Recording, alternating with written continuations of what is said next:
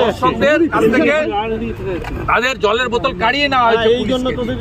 সংগঠিত চুরির বিরুদ্ধে রাজ্য সরকারের প্রভাব মুক্ত হয়ে নিরপেক্ষ তদন্ত দাবি করি এবং সাথে সাথে দোষী পুলিশ আধিকারিকদের বরখাস্ত, অরূপ সুজিতের জেল যাত্রা, এটাই আমাদের দাবি।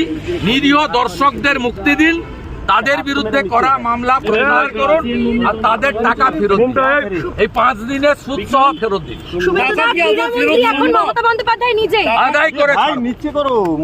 আদায় করে ঠেলায় না পড়লে বিড়াল গাছে ওঠে না। কি করে ঠেলার গুঁতো দিতে হয় ভারতীয় জনতা পার্টি জানে। তার উচিত নয় কি একবার পরিদর্শন করা? আমরা তো ওয়েট করেছিলাম মুখ্যমন্ত্রী 3 দিনের মধ্যে পরিদর্শন করবেন, করেননি। রাজ্যপাল মহোদয়কে আটকেছেন, আজকে আমাদের আটকালেন।